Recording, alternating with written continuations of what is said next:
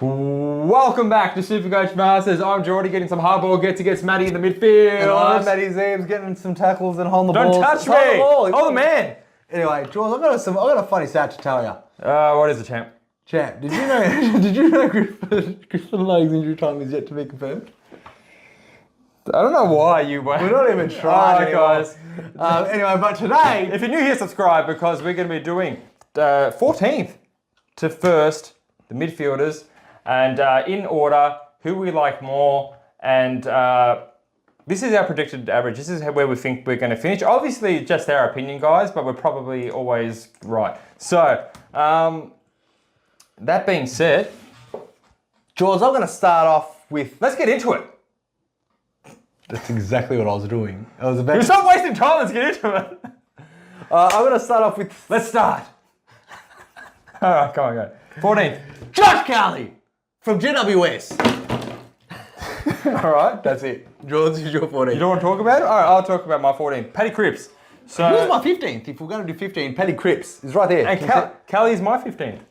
See? So my Kelly this is is why dropping. we earn the big bucks. This is why. This is why we do what we do. Kelly at 15th, Cripps at 14th. I got Cripps there because obviously He's relevant. He's definitely relevant. I don't think he's going to miss out by much. I don't think so either. It can definitely be a 0.9%, you know, like... With Welsh out, I think Cripps is going to dominate. I think he carries that midfield and he will continue to carry them until Walsh gets back. But I also think he's obviously going to be, when you play Carlton and they don't have Welsh, there's going to be definitely one that you want to shut down. Is just Paddy Cripps. Like, you don't really need to worry hard about... to shut him down, though, but you need to have... He's a fucking bull. You need to have... He's a bull. But have he is my artillery 14th because everyone else above him is better. And obviously Josh Kelly's my 14th.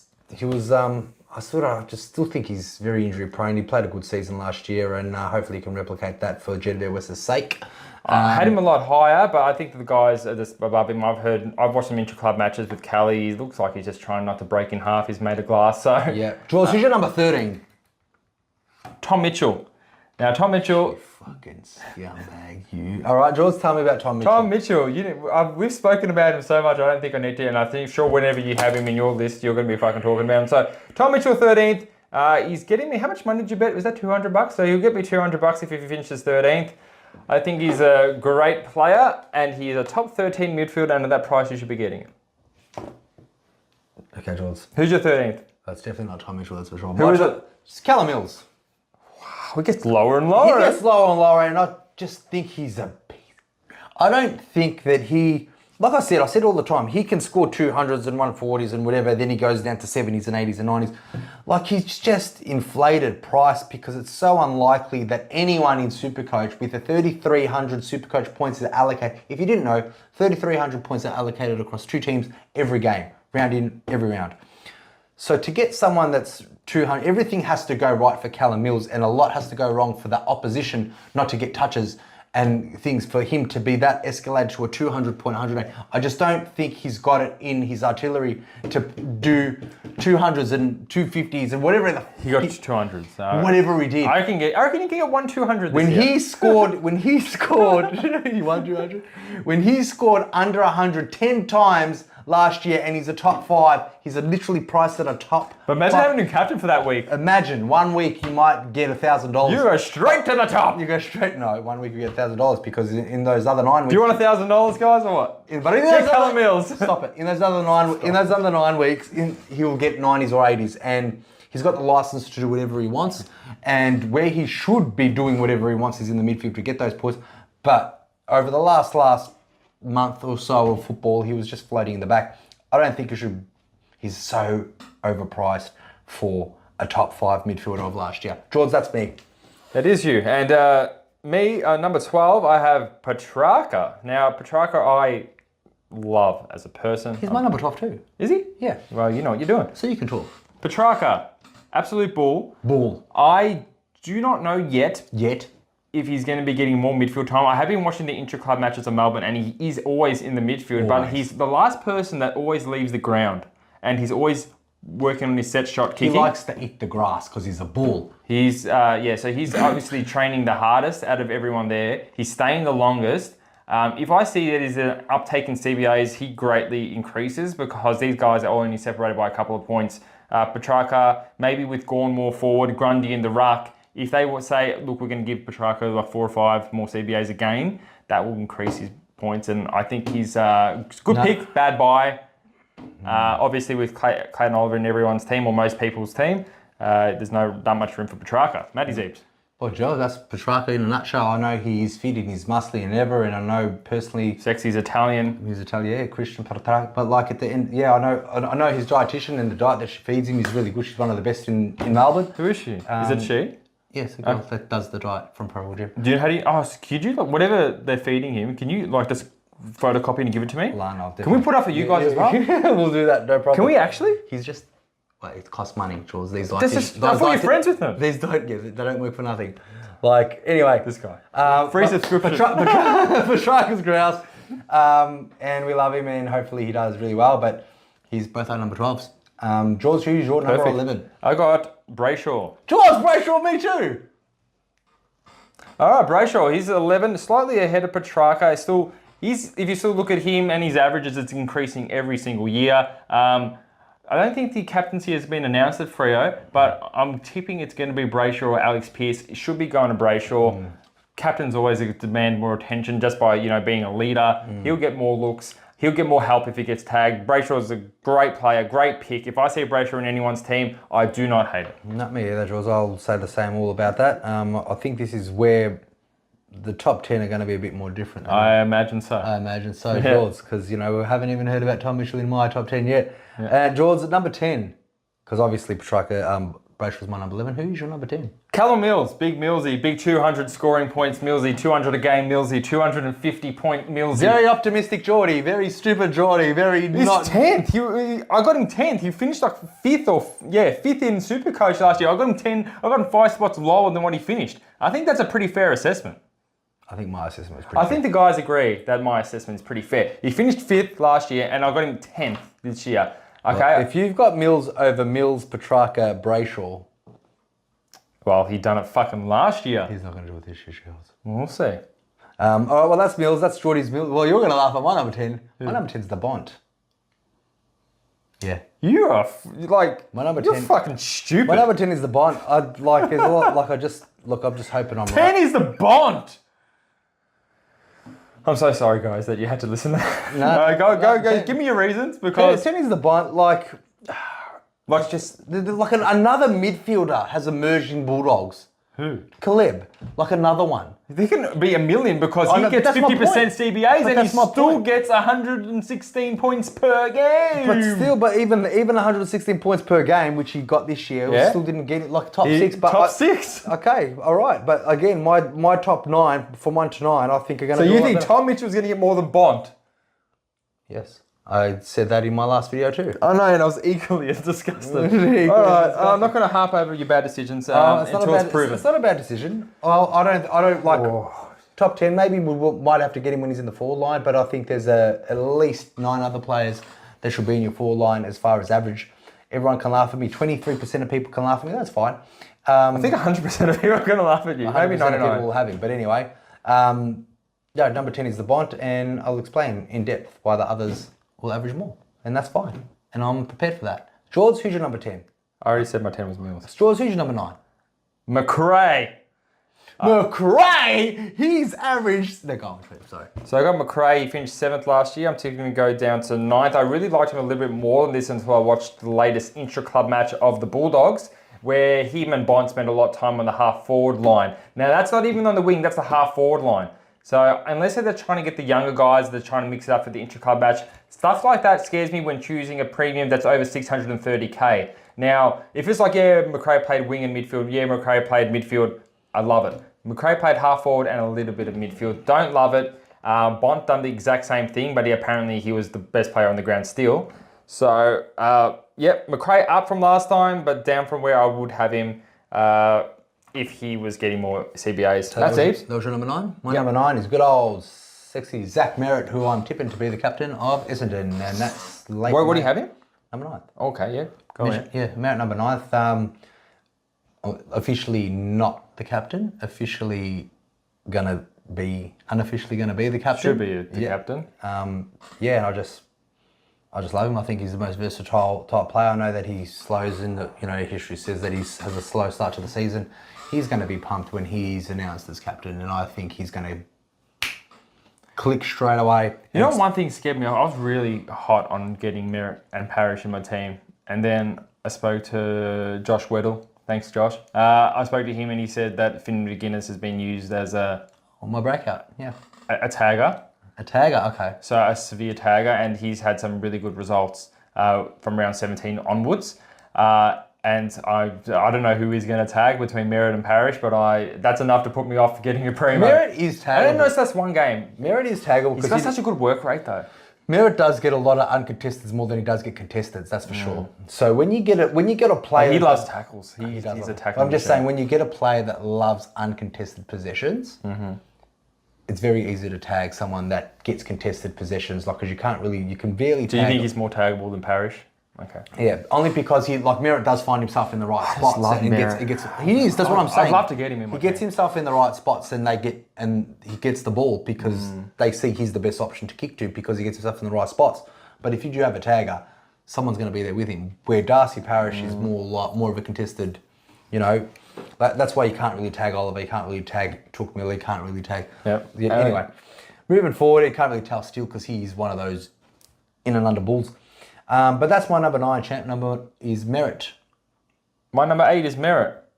There you go. My number 8 is Merritt. All those reasons. Bobby didn't make it last time, but if you just watch the intra-club as much as we have, he's been burning it up, killing it. I know he's only playing Essendon, but there's a recent article how he said that the defensive structures of last year were really hindering his game. He's hitting new PBs in time trials and he's fresh fitness. He's probably the fittest Merritt. Healthiest Merritt, probably a captain Merritt.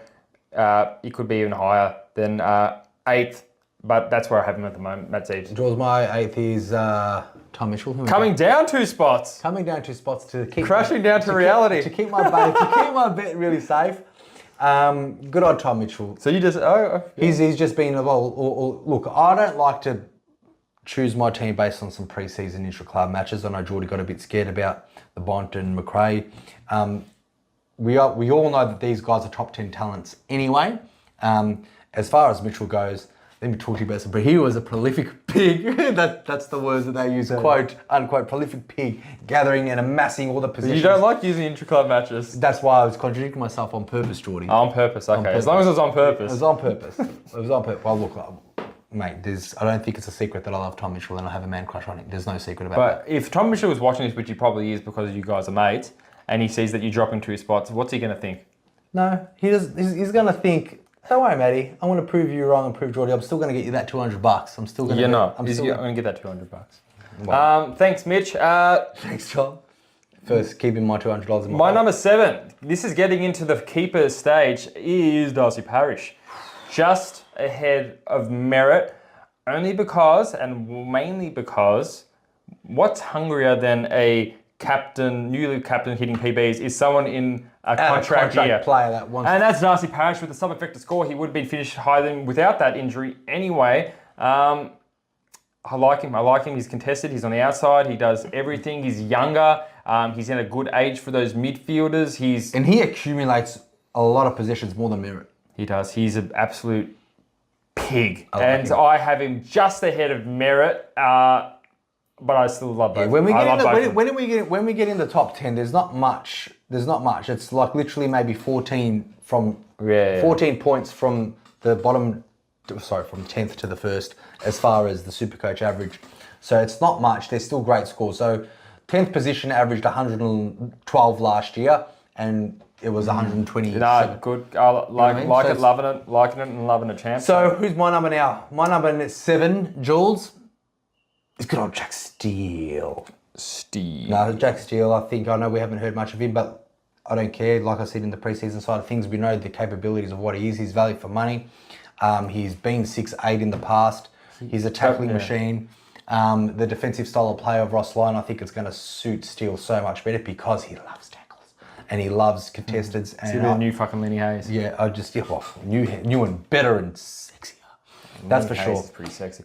Six in the steel, no But like, way. you want to give him more of a hug. Oh, Lenny's training still. Like he's actually in the St Kilda outfit. So if Did he break the tackles record or something? He loved tackles. He broke the tackles. He was a fucking beast at tackling. He loved tackles. Well, look, who else to teach Jack Steele than Lenny Hayes how to tackle? I don't think he needs to be taught, but if anyone was, I'm glad Matty, it was Lenny. What's he called? Jack Steele. I mean, he'd have to be played somewhere really fucking stupid for him to not be in the top 8 midfielders. Like, Ross would have to be like, I think he's going to be good in the defence or the forward line. Yeah, we'll give him a shot there, but no. No, I don't think he'll be that stupid. I think he recognises talent when he's walked in and he knows the list that he's got. He just needs to do some screws in the back lines and obviously try to find a way to kick some goals because that's going to be a headache for him. But moving forward, George, who is your number 6? Jack Steele. Jack Steele. There you go. Jack Steele, for all those reasons and more, he is the best. He's the best. He's the best. All right, it's Nacho Libre, he's the best. He's the best. So, he could even be top 4. He could, yeah. I like him. Matt Teeps. George, number 6, McRae for me. Ooh, that's high. No, look, I had him at number 4 before. But no, I feel like I just feel McRae's ready. Like I really like. I just like I said. I know he's a talent. Him, Bont, Merritt, whoever's doing shit in pre-season or not really, trying like when you know that these guys are talented in Bont and in McRae's and who else has had a crap pre-season. Still, we haven't even heard anything about. We haven't heard him. Doesn't mean he's had a crap one. It's not in light. So whatever we're fed through Facebook or Bond's had a really good pre-season. Whatever we fed through Facebook, that's what we're going to believe, yeah? But at the end of the day, we know the talent. Like, we have not heard a peep about Neil. But clearly Neil has not even been mentioned in our top 4 yet. You know what I mean? We heard that Dunkley kicked some heads in. We heard, who else? Wilmot and McKenna played on the wing and they're in. I don't think we need to hear how good Oliver, Neil... Well, that's what I mean. I don't think I need to hear that. Well, he's playing on the half-forward flank. That's some relevant news.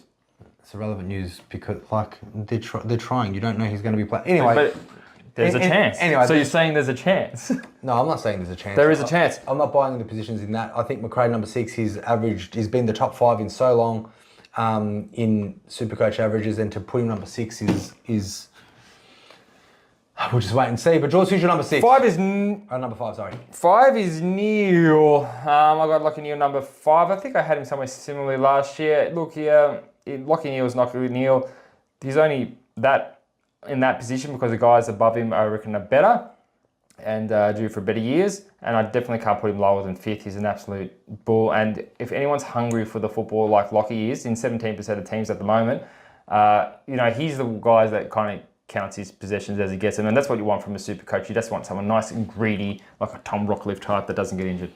My number 5 champ is Darcy Parish for the same reasons that we spoke about. Who doesn't want to play for their life? And I think Darcy Parish's ceiling, I don't think is yet to be seen yet. I agree. I think it's going to get a lot higher, and I think he's got very good talent. I think the first 4 games of his run, I don't think no one's going to stop him. The Bombers are looking really fit and firing and enthusiasts of making the finals, and hopefully they do get somewhere. But I think with Parish and Merritt leading the charge together for the first time, thinking that Merritt, I'm captain, buddy, I've got my last year contract. Let's just look for each other, and that's what they're going to do anyway. That's what they're going to do. Let's just look for each other. Poor Dylan Shield, he's not in that Dylan Shield's just going to waddle in with a hot dog or something, but I know he's pretty fit. But no, that's my number 5, Dusty Parish. So number 4 is the Bont, and I'm sure that a lot of people agree that Bont is at least 4th. I think a lot of people have him at 1st or 2nd. I think a lot of people think that this is the Bont's year. Averaged 121 in the last 10 games he played when he started getting more midfield time. Even as a forward with 58% game time, he still was the 6th highest midfielder. He's one of the safest picks this year because he can't really get hurt by where he plays. Well, my number 4, George, is that Lockie Neal for the same reasons as before. I think Lockie Neal, he's been a big, massive ball accumulator pig with Dunkley coming in. I don't see much more surprises there. He finished 3rd last year, 122 average, almost got the Brownlow, but just couldn't snare it. Played a full season, 17% owning, which he's gone up from the last time, but so should I think that's a good pod for a top 3 midfielder, for someone that is a top 3 midfielder in the comp. That's a good bar. That's where I got your number 4, George. Who's your number 3? Up one spot from last time is Laird. I like Laird. I have been looking more into Laird. I don't think he is ever going to be a tag target by an opposition. I don't think they stop him ever. They can't because he's more of an in and under than an outside. He doesn't really do the... And that's what we're saying about tagging players. He's so small, compact, ready to tackle, ready to get the footy. He's already. No one's going to play Adelaide and be like, oh fuck, we need to stop Laird. No one thinks, because he's not really rated. He's rated in the Supercoach community as an absolute fucking gem. Of course, he finished number 1, but I don't think it was like, oh yeah, fucking Rory Laird's really killing us. We've got to put the brakes on him. Yeah. So I wouldn't be concerned with him getting a tag, and because of that, I think he's got a little bit more in the tank. So Bont went down 1, Laird went up 1. From last time. My number 3 is good old Tookie Boy Miller. Down 1 spot from last time, Matty, you see. So number 2 for me is Took Miller. So number 2 for Took Miller, Matty, your 2? Oliver. 2? Good old sexy Oliver for all the obvious reasons why. 127 average, 21 games, he missed a game. So I'm guessing Rory Laird's your number 1 and Clayton Oliver's my number 1. So Speak to me about it. Well, look, Rory Laird, like Jordy said, he's untaggable. He's not. He's that he's that in and under type person. Based on what he does, even last year, like if I told you that Rory Laird was over 680,000 last year and he didn't drop hardly any price at all. Well, he's the number 1 midfielder. Well, that's what I'm saying. Like he's been so consistent. He's averaged the most, 0.7 less, more than Clayton Oliver, but Oliver also had a great year. But as you can see, even at the Brownlow stats, Roy Laird didn't really poll that much. No, he didn't. Because the umpires don't rate him, the teams don't rate him. And that's Jordy's point. When Oliver, obviously they rate him and he was almost there, Neil was almost there for a Brownlow. But he's almost undetected, and you don't really detect those 20, 15, 16 tackles that he does a game. You know, but he does them. But I'm glad Champion Data's paying close attention to those and that's why Supercoach is the best game more than but they just his tackle rate, his possession rate, he's not going anywhere besides. What made you think Oliver's going to do less than him? What did you just think one day? Oh yeah, Rory Laird, I think he's not taggable, and Clayton Oliver is, and that's kind of it's not. I don't think Clayton Oliver is taggable either. I think his only bad team that actually gets a hold of him is probably Port Adelaide. Oh yeah, Port Adelaide get a hold of Clayton Oliver a lot. I think he's got them twice this year. As far as Clayton is Clayton, but look, rumours about his thumb, rumours about other things. You started one of those rumours. It's not a rumour, it's a fact. It's a fact. He's got it. Anyway, but look, he's there because he's Clayton Oliver and he's one of the best players in the league. But I feel that Rory Laird, George, like the things I mentioned, there you have it. Doesn't go down in price at all. Now, what do you reckon? Do you think we've missed anyone? Probably Tom Green up in there. We've done our top 14, 15-ish guys. What do you think? Who is missing from your club, your team? Who picked someone out of position? This is just me and Matty's opinion, how we view the 2023 season. So if you're new, like and subscribe, please. And we got the rucks coming up next. It's going to be really interesting. So we had done a big ruck video with our ticks, crosses, and question marks. But this, we're actually going to be putting our foot down and telling what position are we going. Who's our first, second, third, all the way to 12th ruckman for the year. Now, this is going to be hard to predict, but we've made a decision. We're going to put it up in front of you guys. So be careful. Jump down. Shut. Shut. See you guys on the next one. Have a good one.